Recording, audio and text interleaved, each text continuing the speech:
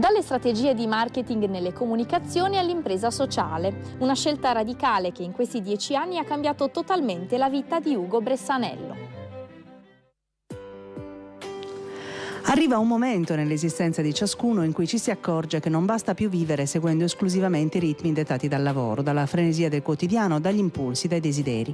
Un po' come se all'improvviso ci si accorgesse di aver bisogno di qualcosa di diverso per dare un senso compiuto a un percorso di vita. Non capita a tutti, ma può succedere. A Ugo Bressanello è accaduto, è diventato artefice del proprio destino con una scelta coraggiosa. Qui il diaframma lavora diversamente, no? Gli orizzonti sono più lunghi e forse magari con qualche spinta in meno nella metropolitana, dove per arrivare a guadagnare quei 2 minuti hai sempre in queste metropoli la gente arrabbiata, no? Che spintona e che fa di tutto per farsi largo.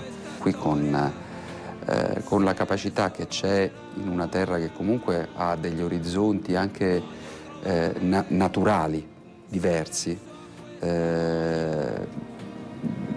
inizi a respirare più piano e allora forse viene più facile la domanda classica: cosa voglio fare da grande?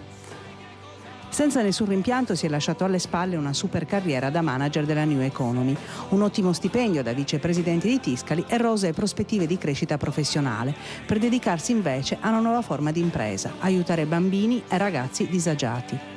Ricominciare da capo, mettersi in gioco, buttarsi a capofitto in una nuova dimensione ben lontana dalle strategie di marketing, solo per capire che nella vita c'è dell'altro, ma soprattutto altri. Diciamo dal 2002 è veramente cambiato tutto e è cambiato sicuramente anche grazie all'impegno che avevo dal punto di vista manageriale in Tiscali. Però sono cose che ti porti appresso da prima, sono cose che sicuramente vengono da lontano. A noi l'idea comunque di partecipare a una famiglia diversa, di riuscire a sperimentare anche la possibilità di dare una mano.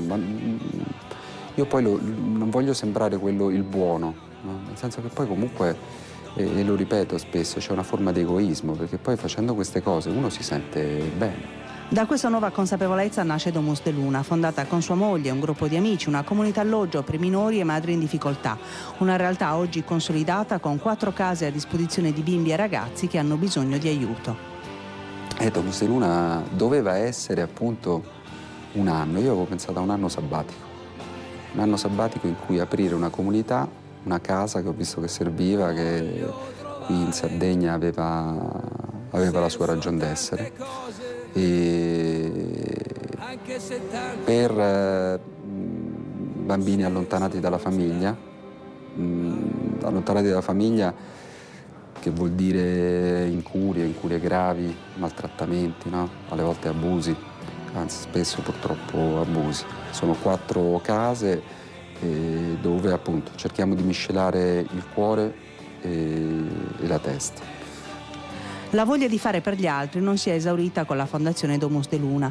A breve aprirà anche il centro di aggregazione sociale Exme, ricavato dall'ex mercato di Santa Teresa a Pirri, in una delle periferie più degradate della città. Con l'aiuto di partner privati, a partire dalla Fondazione Vodafone Italia, Ugo Bressanello, attraverso l'arte, la musica, il teatro, il mondo delle comunicazioni che conosce così tanto bene, offre una nuova prospettiva di socialità a tanti giovani.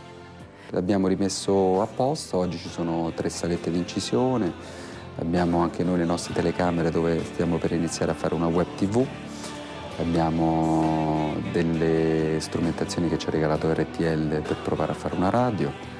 Quindi diciamo tutta la parte musicale, artistica, c'è un bel palcoscenico che adesso stiamo allestendo, dei camerini, la stiamo curando lì in modo tale che tutti i ragazzi che abbiamo conosciuto in giro per le nostre peregrinazioni possano trovare una porta aperta e venire lì a cercare un'espressione, uno sfogo, però magari anche una possibilità di lavoro, no? E poi c'è la locanda dei buoni e cattivi, un bed and breakfast ma anche ristorante ricavato a Cagliari da una villa degli anni 60, dove l'etica e il sostenibile si combinano con la qualità e il gusto, dagli ingredienti utilizzati in cucina ai giovani che vi lavorano. Tutto è unito da un unico filo rosso, sempre e solo solidarietà. Allora, nasce con la prima sorpresa. Noi partecipiamo a questo concorso nazionale a Milano, dove tutte le migliori imprese sociali d'Italia hanno mandato le loro idee. Noi in maniera molto modesta abbiamo detto: ma perché non partecipiamo pure noi? Insomma, abbiamo vinto.